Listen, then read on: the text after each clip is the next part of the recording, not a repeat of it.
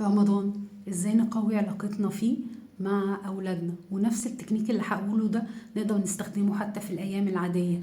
ايه التكنيك ده او الاستراتيجية دي؟ ان احنا نعمل حاجة اسمها الكواليتي تايم. الحقيقة ان كل الابحاث بتقول انه الولاد بيستفادوا اكتر من الوقت اللي فيه جودة عالية، اللي بنقضيه معاهم في وقت جودة عالية. يعني مش مهم ابدا ان انا اقضي مع ابني 8 ساعات 10 ساعات 3 4 ساعات، لكن المهم ان انا اقضي معاه حتى لو ربع ساعة بس بجودة عالية جدا. ما فيهاش يعني ايه بجودة عالية؟ يعني وقت ما فيهوش ازعاج، محدش بيفتح الباب، محدش بيخبط، مش محتاجين ان احنا نحاسب حد، مش محتاجة ان انا اقوم ابص على المطبخ. مهم قوي قوي ان احنا نخصص على اقل حاجة مرة كل اسبوع او مرة كل 4 ايام كده، نعمل فيها موضوع ان احنا نخصص وقت لكل ولد من اولادنا.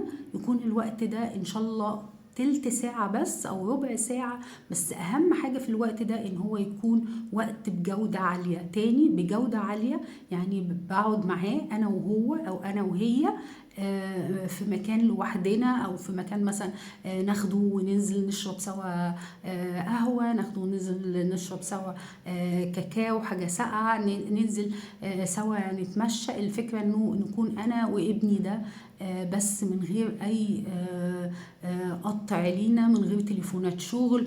ساعتها هقفل تليفوني عن ان انا ارد عليه. حتى ممكن نبقى في البيت بس نقعد في البيت لوحدنا في اوضه بنلعب لعبه هو بيحبها، بنحكي قصه. المهم هي ربع ساعه او تلت ساعه بجوده عاليه جدا. دي اهم حاجه في التربيه. وطبعا كلنا نقدر نستغل رمضان في ده، ان احنا نقدر نعمل ربع ساعة أو التلت ساعة دي ممكن قبل الفطار، بعد الفطار نتفرج على مسلسل سوا ونتكلم عليه. فيا ريت نستغل وقت رمضان.